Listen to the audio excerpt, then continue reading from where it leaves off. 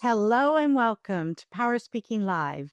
I'm Carrie Beckstrom, the host of this monthly series and the CEO of PowerSpeaking Incorporated. Today, we're going to be delving into a topic that affects anyone who has ever presented to senior leaders or aspires to present to senior leaders. And that is the art of effectively navigating an executive level discussion. Now, before we dive into the topic, I'd like to begin with a rapid fire reality check. I am going to describe a few scenarios to you that you may have experienced when presenting to senior leaders. Ready? First, we have the unexpected detour.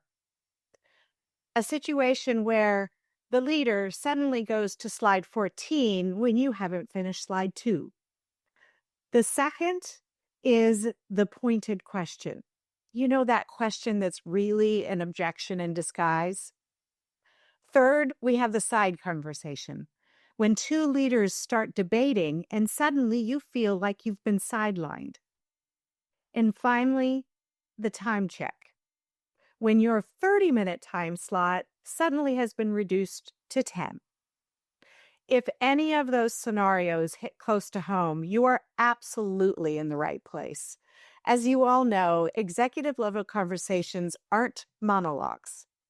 They're dynamic conversations where influence is earned, things shift rapidly, and decisions are made in real time. Today, we're going to explore how to stay centered, confident, and capable, even when a conversation takes on a life of its own. And joining us today are three powerhouse women who are eager to get the conversation started. First up, I have the pleasure of introducing to you Joan Collar. Joan is the Chief Commercial Officer of forgive me. Glean. Thank you. I'm stumbling over my words. The world's leading professional services firm in risk, strategy, and people. In her role, Joan drives collaboration and connects the best of the firm's solutions for their clients across Asia. And Joan, I would imagine that undoubtedly involves navigating a host of complex conversations with senior leaders, both within your big organization as well as externally with clients, prospects, and partners. Absolutely. Absolutely. And all those things that you shared earlier, I was smiling because how many times that has happened to me? A lot. I know. I saw you nodding. Yep. That one. And those are only a few of the many that we're going to be delving into. I got the scars. Same. Next up, I have the pleasure of introducing to you Gillian Fox. Gillian, it's a pleasure having you with us. Gillian is Managing Director of Gillian Fox Leadership. And as an executive coach, author, and speaker, Gillian works with senior women who want to step into bigger roles and with organizations that are serious about building leadership pipelines for female talent.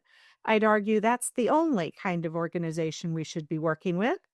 And Gillian, I know, not only has firsthand experience navigating very complex, high stakes conversations, she also devotes a lot of her time in helping other women to effectively do that.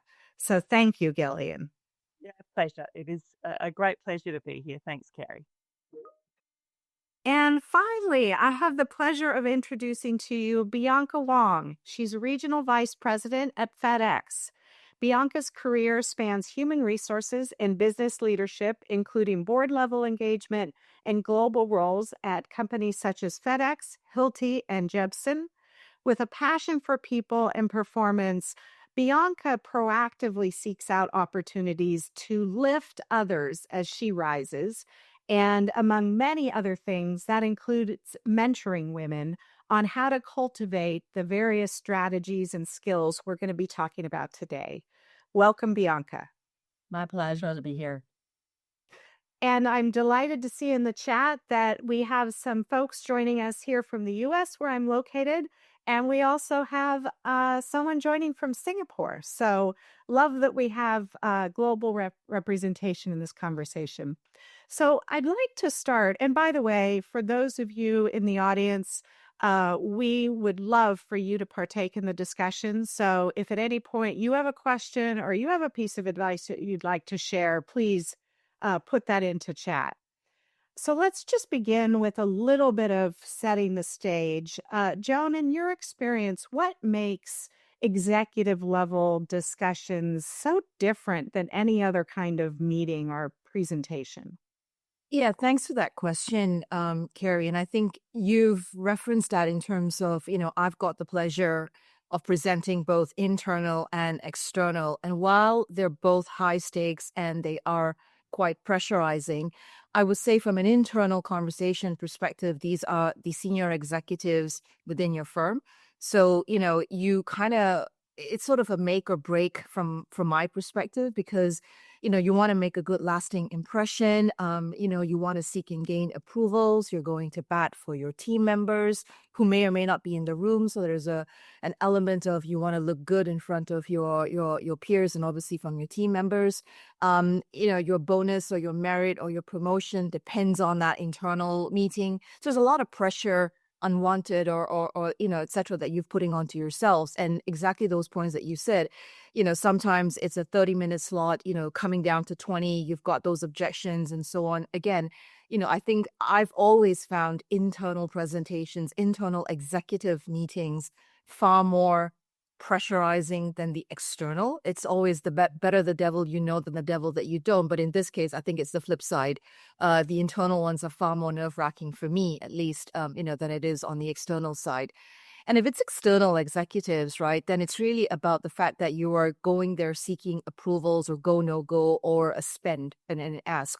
And so obviously the rest of your year, the budget that you need to make, for example, very much rest on that side.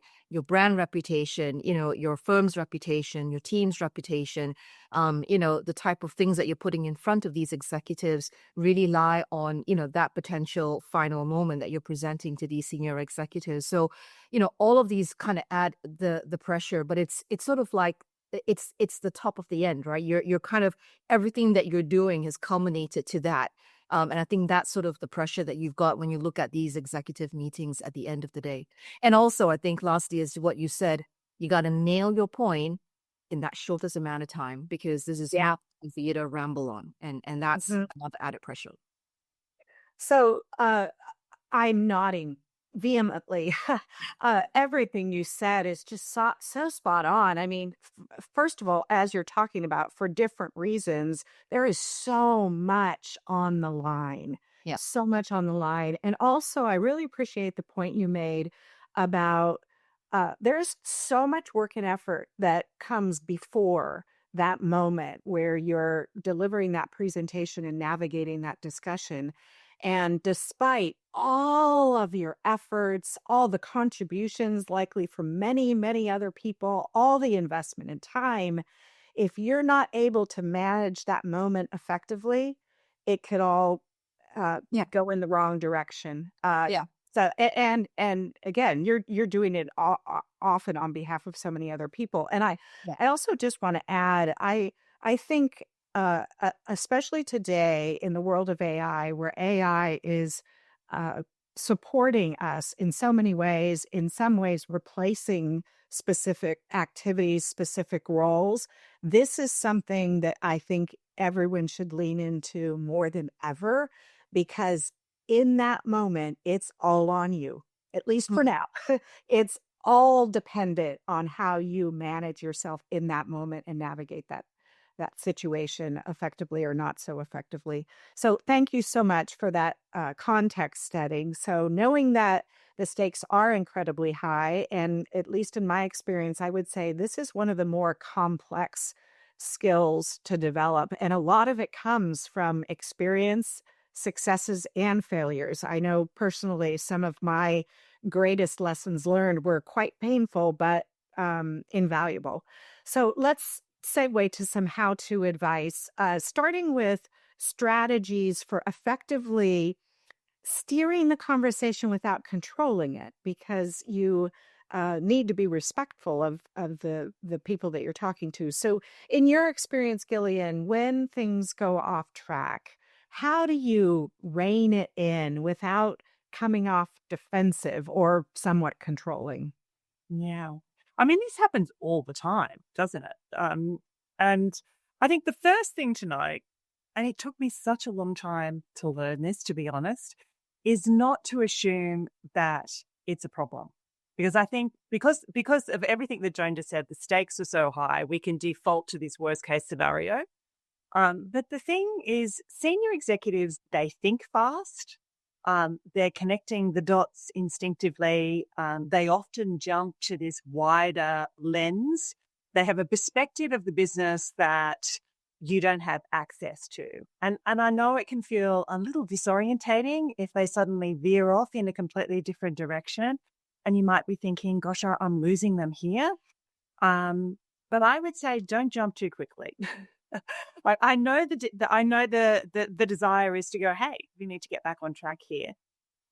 But don't rush too quickly. Maybe just give it a moment, like listen, because sometimes that small detour gives you an insight into what they're really worried about or what's influencing their thinking behind the scenes. So give it a bit of space. And then, yes, if you have to rally them, then you're going to have to rally them to return to the discussion. But how you do it matters more than what you say. I really do think tone becomes everything in a moment like that. And to your point, Kerry, you don't want to be dismissive or demanding or sound defensive in any way. So we just want a gentle way, but still assertive, to bring them back. And you might just say something as simple as, this is really helpful, listening or exploring X. To make sure we land on what we need to today, may I bring us back to blah. So you acknowledge and then you make the request.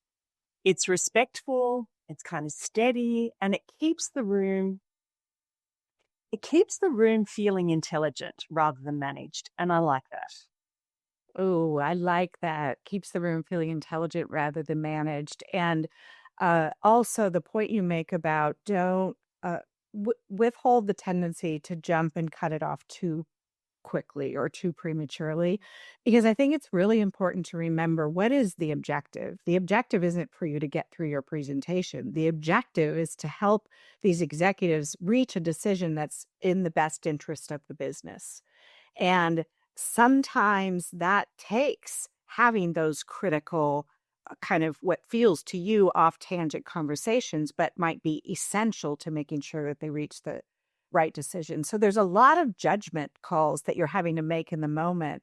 I know times there's, in my head, I'm thinking, this is essential. We've got to give some airtime for this.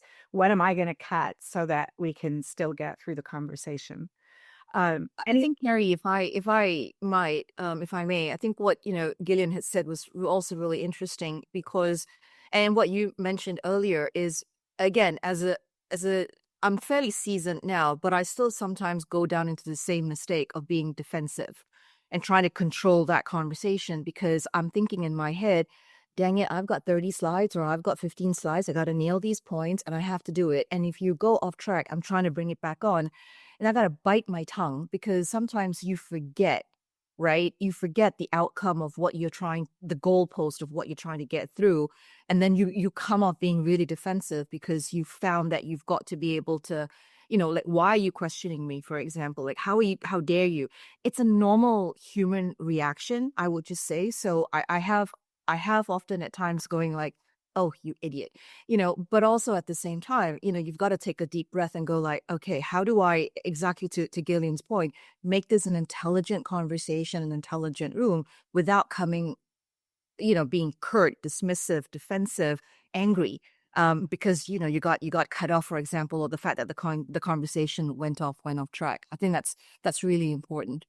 Yeah, thank you. I so appreciate you sharing that. And it's understandable. We just talked about how much effort and time goes into preparing for that moment. How much is at stake? So it's a completely natural reaction. Yeah. And being aware of your tendencies, I think really helps so that you can go in really conscious and have the mindset to really try to manage that and refrain from jumping in too quickly.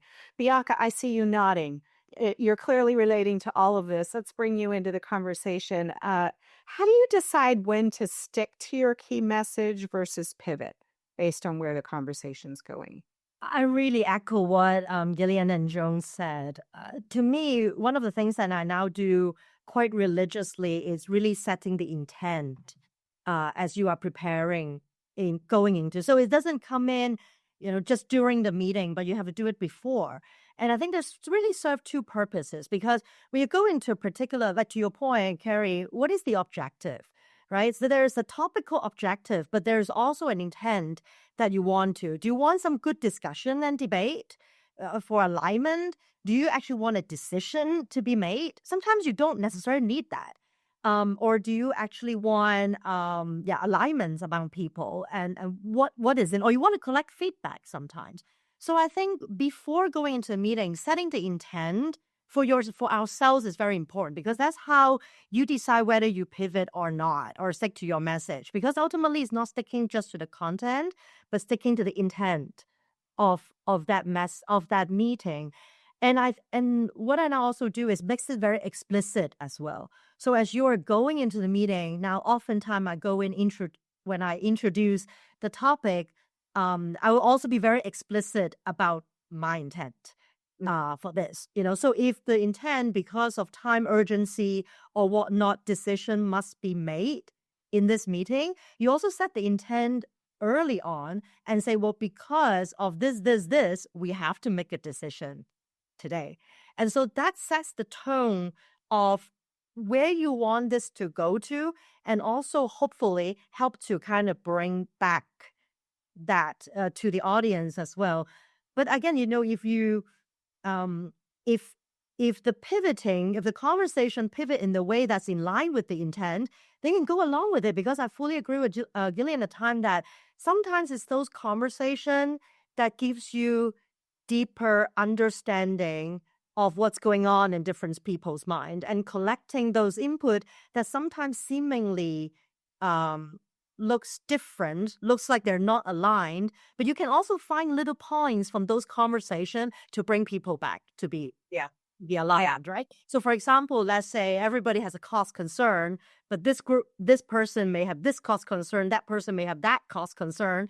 You can always use those little elements during a conversation to bring back people and say, okay, looks like everybody has a cost concern. What is our priority? To look through that, or maybe say, hey, I understand this is a big element. Let me take it back. Let us take it back and come back to you, on analysis. So I think letting the conversation goes is also extremely important as long as it stays on track with the intent. Yeah, very. Thank you. Wonderful way to summarize that. And also the importance of, we call it stating your bottom line, your first line, your bottom line. So leading with what are we here to really accomplish and what's the decision we need to reach and why? Because that then can serve as your anchor to bring the conversation back when appropriate. You also talked about a lot of what is being discussed here are facilitation skills in terms of, I hear there's a theme around cost concerns. So, and again, bringing that back. So, Joan, can you tell us about a time when an executive challenged your assumptions and how you handled it in the moment? Um, yeah, when this question was asked, I'll share one of the things where I think it was a teachable moment for me, and I use this in every mentorship conversation that I have with my mentees. It was where basically the decision that I made cost the firm a huge amount of money, and we had to backtrack in terms of re-implementing this. And it was an IT project, for our business. And again, I presented the intent as Bianca so succinctly put it, in terms of what we were intending to build and how this would really, improve efficiency, drive, the growth that we wanted to do, and so on. And underpinning all of that were a couple of key assumptions that we were making. One, which was the partners that we were going to be working with were aligned and would happily be sharing information, back and forth with our business. And then the second thing, which was clients would give consent, and a whole host of other things and so on. Now, this is in the days of before data privacy and all of the GDPR stuff, et cetera. So I just want to preface that, we didn't really have those firewalls or data privacy guidelines and what have you not. And ultimately, we built out this particular project, the IT framework, and so on. And as we were presenting the updates, I got the approval, so that was great, and in the executive. And every 3 months, every quarter, we were going back to the executive committee to give an update on our status. And lo and behold, we hit an obstacle, with regards to one of the assumptions that we had, which was the insurers or the partners would very freely give us the information, and we actually didn't have we did not have full consent from all of the partners. And this is when, our senior executive, the CFO, basically who signed the check, effectively who gave us this project, said, so you made this assumption of all of this, and you now have your single largest partner not giving you this information. So you had made this assumption at the very beginning, and you had no backup plan. So how are you going to manage this? How are you going to sub this? Because this is going to cost us X million dollars. And if we're going to have to rebuild all of this, what are you going to do? And my team members were actually in that meeting. And we all were fully aware when we were in front of the executive committee giving this update, everything else had gone well and right, except for this particular insurer, which we didn't count on, would not give us the information, even though at the very beginning onset has said that they would. And our assumptions and our project timeline was now going to be completely skewed.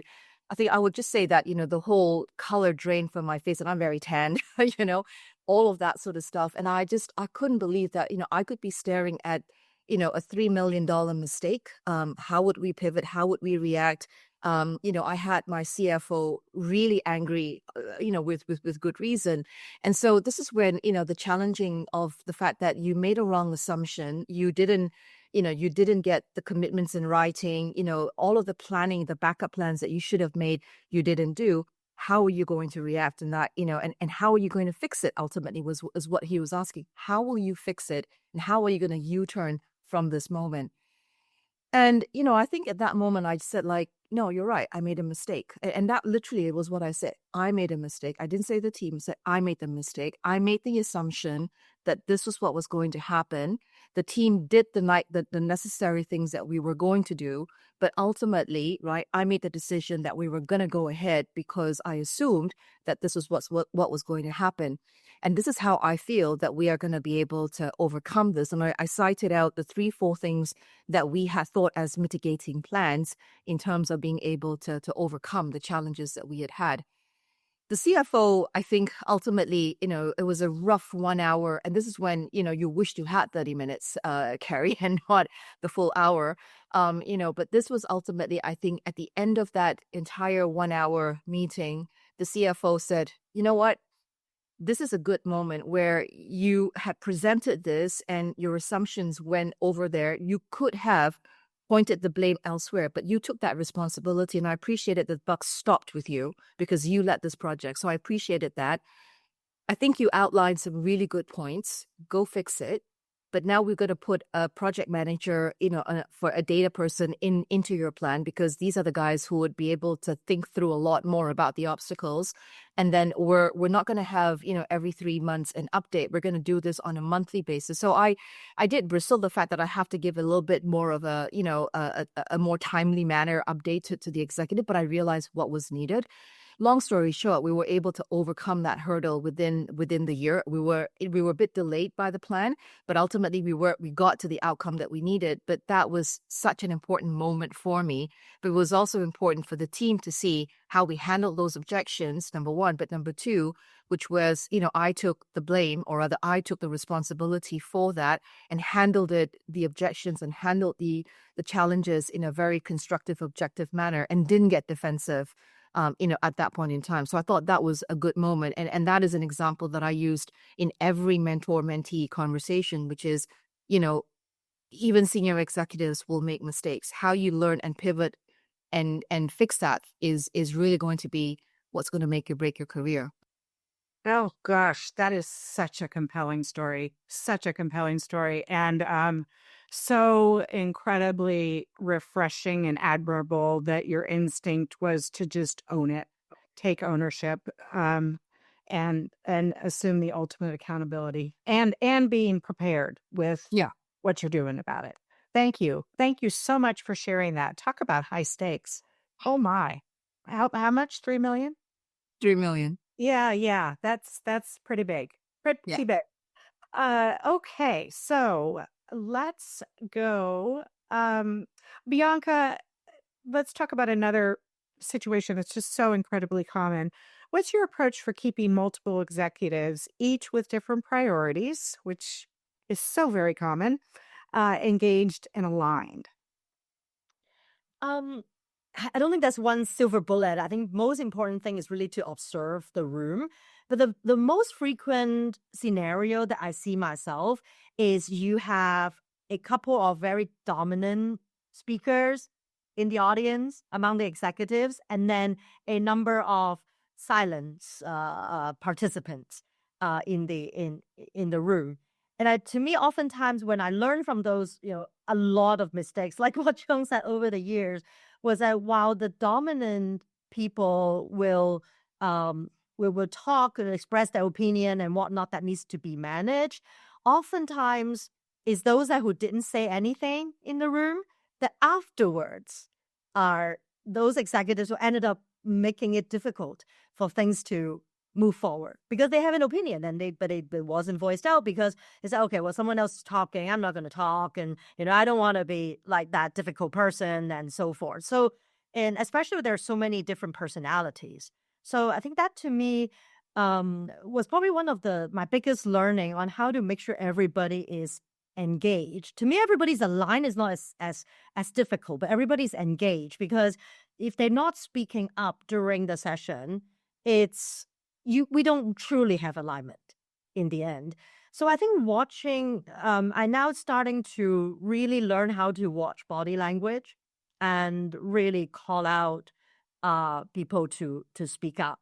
And if you deal with the same group of people all the time, you also have a sense as well. So there's some pre-work that you may want to do sometimes with different personalities that's going to executives.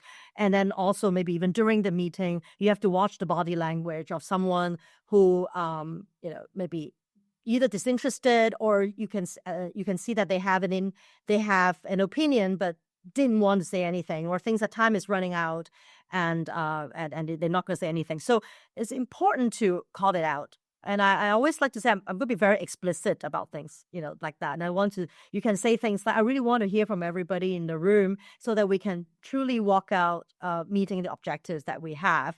And then these are executives, so they get the drill. And then people will start voicing their opinion. Or you say things that, well, I haven't heard from a finance perspective, right? Or I haven't heard from an operations perspective. Is there anything that you would like to say as well? And even it's a simple of, no, I'm fine, at least it gives us the clear indication that they're truly fine. So being explicit and not just let the conversation goes and being dominated by a few participants is extremely important. Yeah, that's such an excellent point. It's those silent objectors that are the most can be the most damaging in terms of derailing whatever it is you're trying to accomplish. And we've been talking a lot about how you go about effectively managing engagement. It is important to remember engagement is a really good thing. That means they're interested in what it is you're bringing forward, and hopefully uh, oh, eventually bought in. On the subject of reading the room, whether it's in person or virtual, Gillian, what strategies any advice you have for effectively doing that? And when you sense you're kind of losing your audience, how do you re-engage them? I think it's really hard sometimes. I honestly think it's not for the faint-hearted. And doing it online is even more challenging, Carrie. And senior executives are one of the toughest audiences that we will deal with.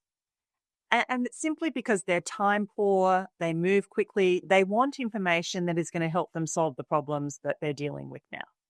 So they've got a filter and they want what's relevant, they don't want to build up, they have an impatience.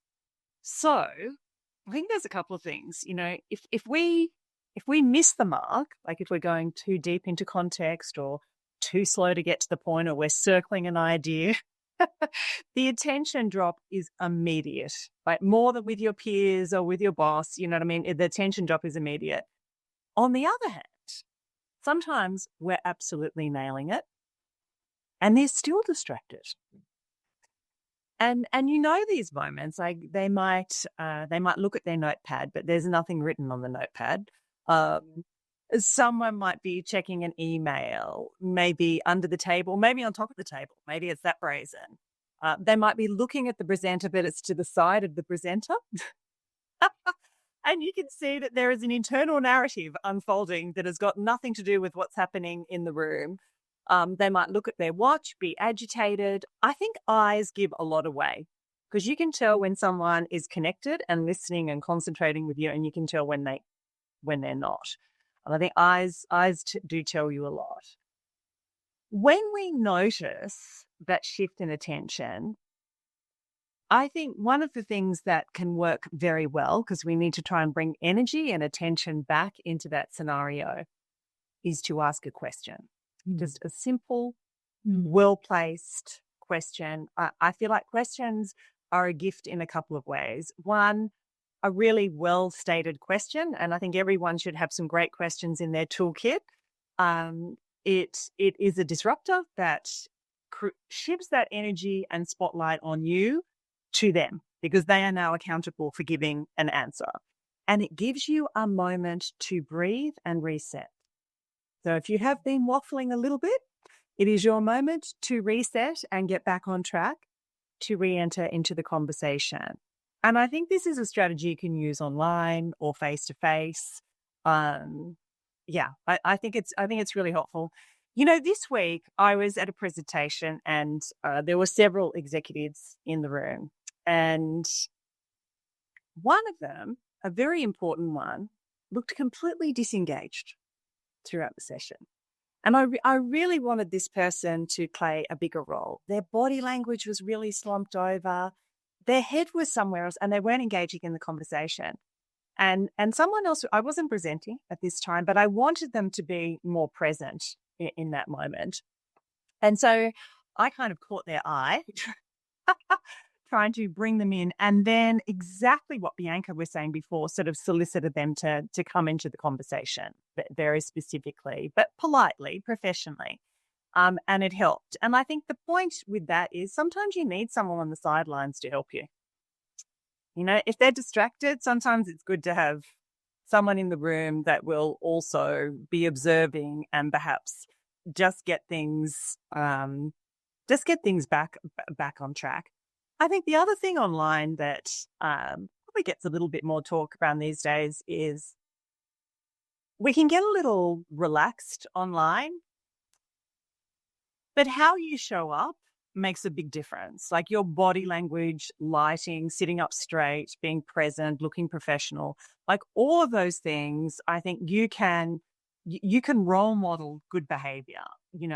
Even just looking professional and earning a reputation as someone who really cares and puts an effort into those executive level discussions, even if others don't emulate that, I don't think you've got anything to lose. But I do think it sets the tone really nicely, and we shouldn't overlook that.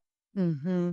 Yeah, completely agree. And the point you make about posing a question extra important when you're going to be doing it virtually. I mean, we always talk about the importance of trying to anticipate all the questions and objections that you may get and how you're going to respond to them. Equally as important are what are the questions you want to pose to ensure that you're really bringing that audience in. And also virtually, something as simple. We just had our quarterly board meeting last week, and the deck was up. I kind of set the stage for the discussion and then took the deck down. You don't need to have your deck displayed the entire time. That pattern disruption can be very effective. Also, the pause. If they're not paying attention and all of a sudden the speaker, that can bring people back in. Joan, I think you put something in chat. You want to share? Yeah, I think again, I myself am an executive, and I've been into those meetings that I think what Gillian was sharing as well. And I would just say, mea culpa, I have been one of those people who's looking into the distance, staring, doodling, just because I think the person didn't nail it. And there are times when I think, and you feel really sorry for the person presenting, just primarily because they're reading to the slides. And I think, Carrie, you and I had an interview before about how to do some of these presentations. It is really hard as well, particularly if your points aren't covered succinctly, because there is this whole thing about time constraint. And if you're dragging on the points, and so on, it is very hard. So I do think you got to know the audience that you've got in there, who is the renegade, the maverick, who is the silent procrastinator, who's the main decision maker that's going to make that decision, and how do you engage with them? Because I think you can't be everything to everybody, but who are the key stakes that you've got to be able to go and talk to so that they are actually aligned towards what you're presenting, and everyone else is just in the fringes, just because it is the executive. But ultimately, these 3 or 4 individuals are the ones that you need to be able to engage on a lot more. But for those who are listening on as well, I think there is a point to what I think Gillian and Bianca are saying. The deck is an anchor. I think what you just said, that a deck is an anchor to your points, right? But ultimately, you should know your content, practice before you go in. But ultimately, be able to nail those things to get the outcome that you want, because otherwise the direction will go. And if it's online, it is so much harder because you've got, your phones around you, your dog will come, your child will come, it's just so many distractions that you might have. It's hard.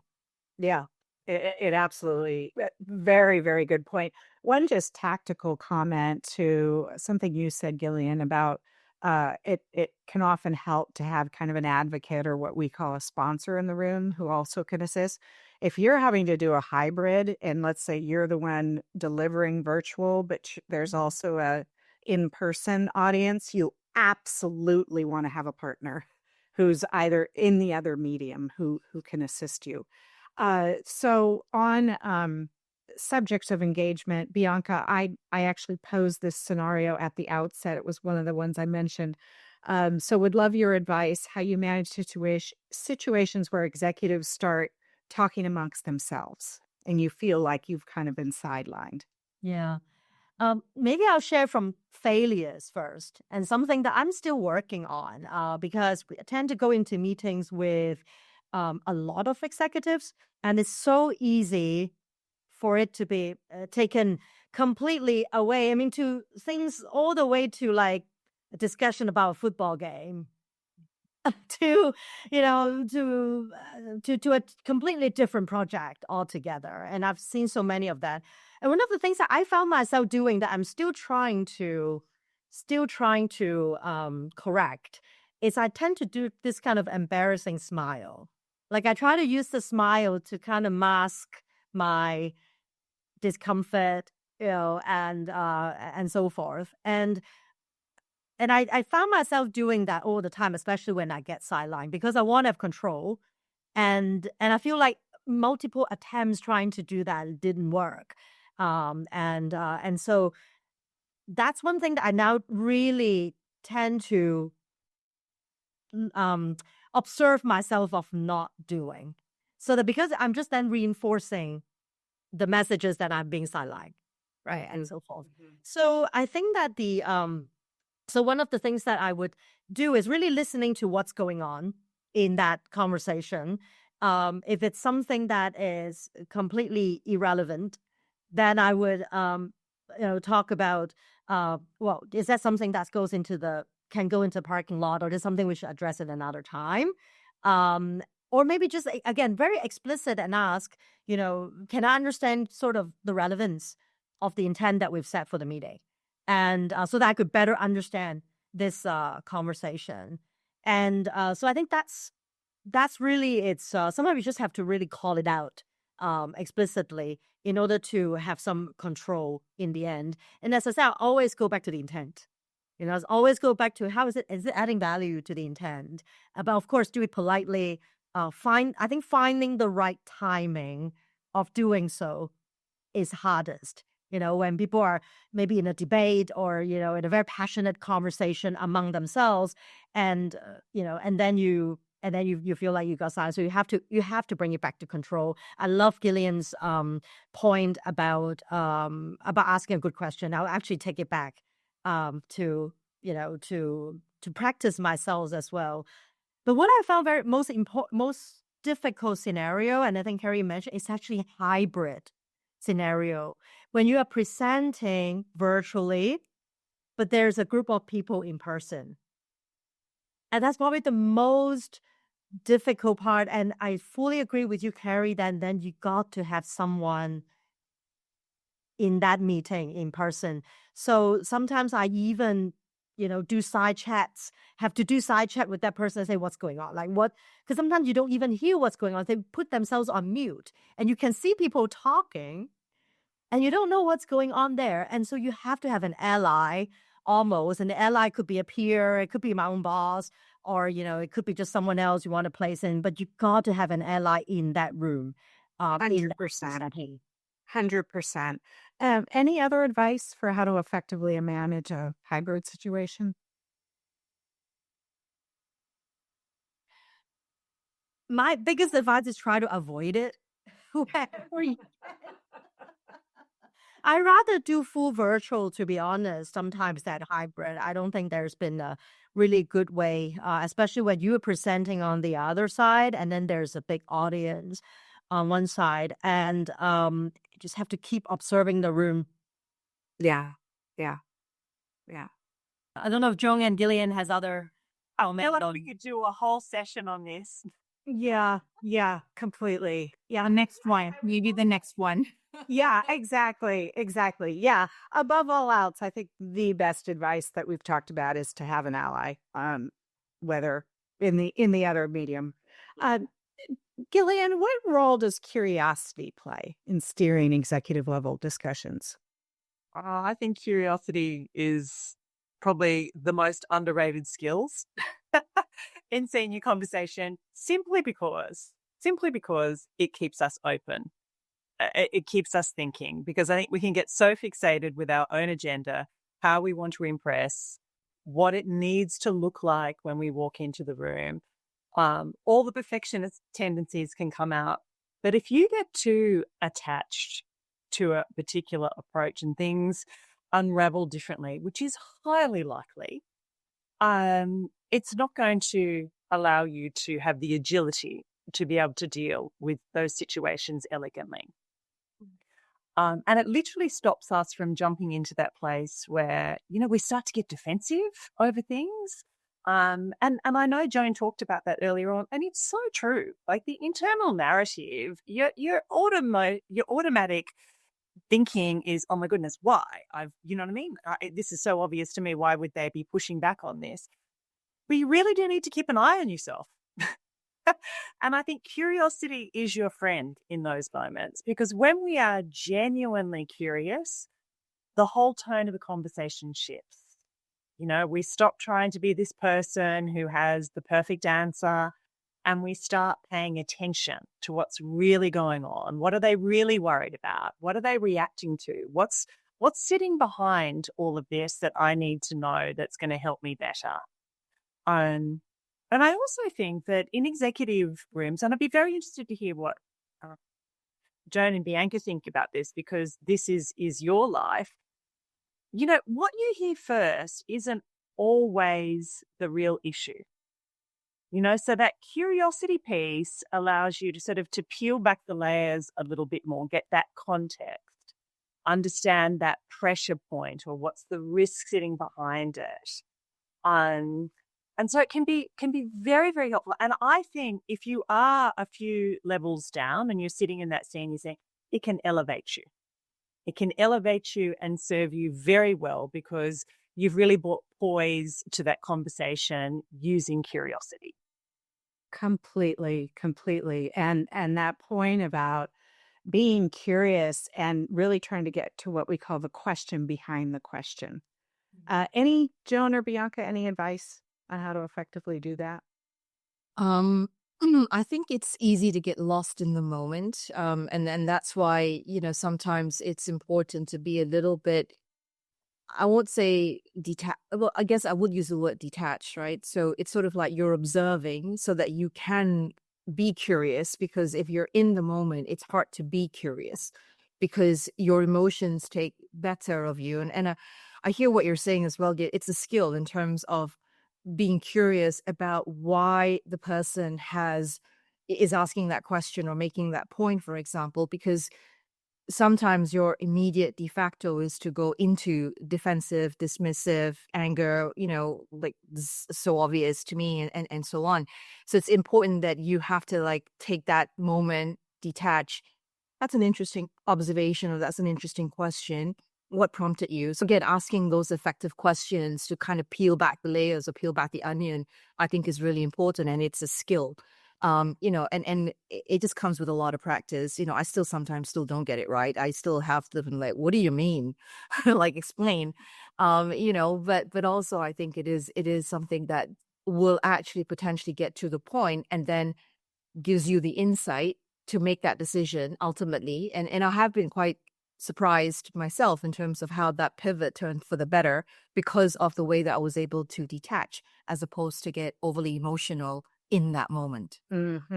Great, great advice. Yes. Yeah.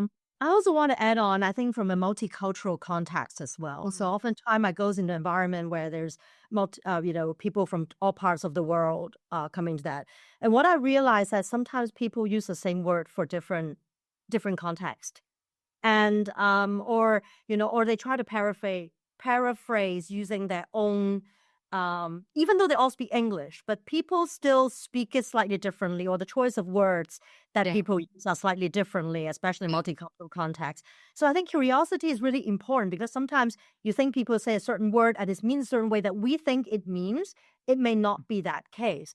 And so being able to really find out what that what is the true intent of what they were trying to say is really important to get alignment as well. Rather than being very defensive when someone use a word a certain way.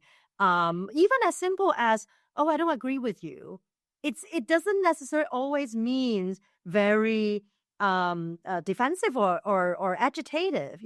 And sometimes it's just the way people open a sentence in order to speak their mind, which could be a very, very good thing. So I think listen and be curious about what they have to say.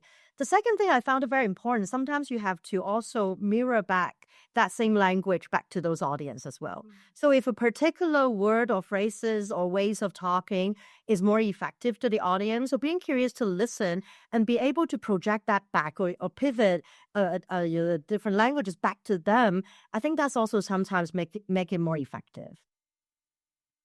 Absolutely. Absolutely. We have a question for Rona that, oh my goodness, I can relate to, and I'm suspect you all can. Rona's asking any tips on how to navigate a situation where you're last in the agenda of a full day executive meeting and can feel that the energy and mood of the execs are on the low side, and you immediately know that it's going to be challenging.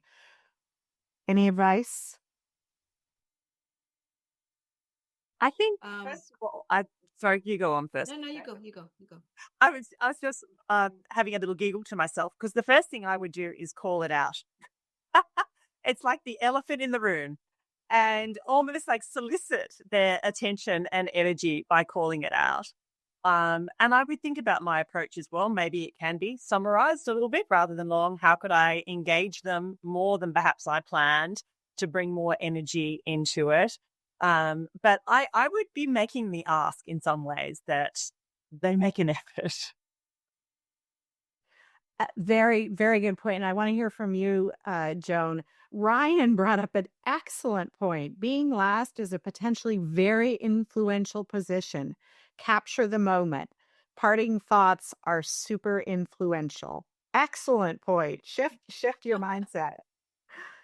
Yeah, What was I your have, and by the way, it's interesting because I have been known to, or my presentation, if it's internal, they have tended to be either the last slot leading up to lunch or the last slot of the day, because my bosses have said, you're the high energy person, you will bring it back into the room. And I go, I don't know whether I should be insulted or, complimented by that comment. But nonetheless, that's what I generally find myself.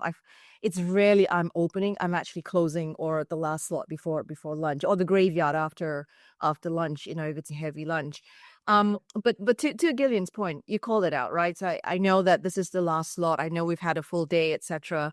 If you could just bear with me for about another 20 minutes, I promise this is not going to be onerous. I just want to get 3 things done, and these are the things that I want to get through. And so we don't have to go through the entire deck, and for brevity purposes, these are the 3 things that so again, I kind of go down into the context. I do have also the benefit of generally, and I don't know how many of those people listening here where, pre-reads have been given or submitted, and folks, and you make then the assumption and you call it out saying, I'm going to go on the basis that you've read the pre-read. And you've got any questions, obviously ask, but these are the 3 things that I want to get to, right? And because we're the last slot or what have you. Or sometimes, and I'm going to be very cheeky because it is such an important decision or ask that I am asking from the executives, and it could be, that $3 million spend, for example, for want of a better term. I go like, if you're not ready to make this decision or give me your full attention, why don't we reschedule so that I can have the benefit of your energy, your clarity of mind, so that I can present this better? And it's a good opt-out because folks will go, well, actually, yes, because it's important. And so therefore, let's do that. Or no, I think we can. And guys, pay attention, we'll get through this. So it's an opportunity to sort of, ask for additional time or another time slot, I should say, so that I do have the benefit of the better energy in the room. And it's okay to ask that. And I have many times actually said, should we reschedule this when you guys are much better rested, maybe the first thing tomorrow morning or what have you. And sometimes I have been successful to do that. And I'm the first one on the slot and I get the decision that I need.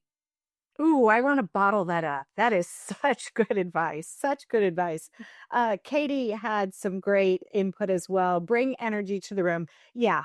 Yeah. It's infectious. It really is. Obviously, it's effective because, Joan, you're selected for those tough time slots, as you acknowledged.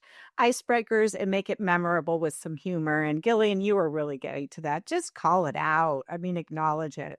And Tally Butler. Hello, Tally.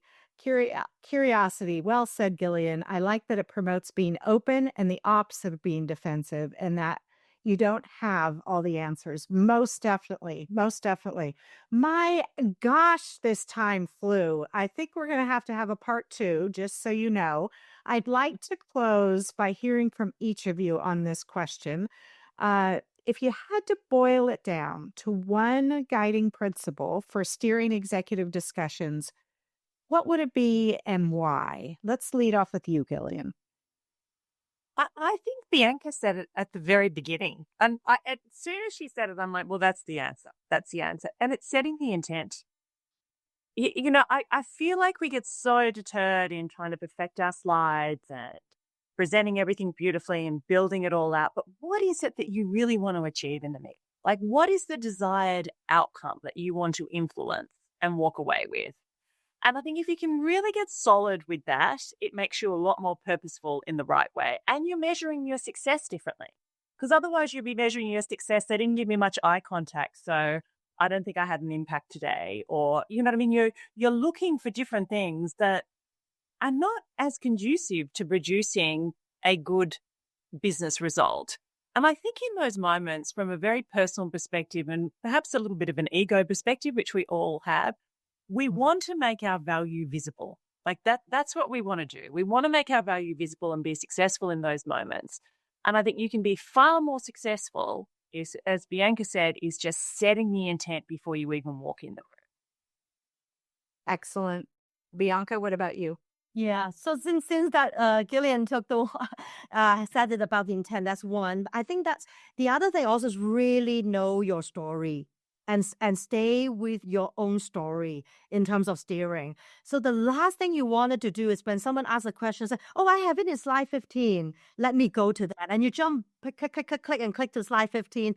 And this is probably that moment where you start losing. You thought that you were following the audience, but that's the moment that you're actually losing the control and losing the audience.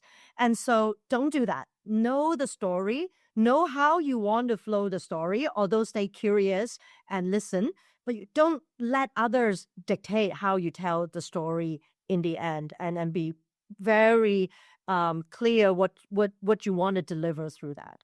Excellent. Excellent. Intent. Know that story. Joan, bring us home. Do it before the executive meeting. So I think while the executive meeting is the culmination or the apex of this presentation, a lot of the work that you're doing to kind of get to that stage, to your point, knowing the audience, but I think a lot of times you have to do those conversations even behind the scenes, right? So the executive, you will have a sponsor, within the executive, do a lot of the one-on-ones, the prep work with that audience prior to that meeting, if you can, and if you have that opportunity, because that will mean that when you get into that meeting, you already know who your allies are, and it's a great opportunity to then drive that conversation to the right point, to all the points that we were sharing earlier. But a lot of that prep work happens even before you get into that room. So I think if you're coming in cold, even with an external, with a client, if you're coming in cold where you've not built a relationship, you've not had an opportunity to build your own credibility with the audience, you've not had that personal, quasi-personal relationship with the executive committee, you're going to run into trouble because you don't know what to anticipate. So I would say that would be my main guiding principle. Yeah. Excellent. I'd like to build on what Joan said as well, just very quickly. Also had a few tools in your pocket. Carrie, you mentioned about switching off the PowerPoint. I've actually used that once. I don't do that all the time, but I used that once when it was really it's all going all kinds of direction. I completely turned black. Just click B and your presentation will go black, and it just shocked the audience. So this is one of some of these tools that you collect, and after you know the audience, you also have the back of a mind prepare what kind of tools I may need to pull out. Yes. Not a- Yes. Have those tools, those strategies. Thank you so much. It's been such a treat learning and conversing with you on this very, very important topic. And thank you to the audience. Really great questions and advice. In closing, I am going to tee up the topic we'll be covering in December. For the holiday season, we're going to go light, from anxious to authentic, unlock the joy of small talk. So I hope you can join us. It's going to be a fun one. And thank you again. This has just been terrific.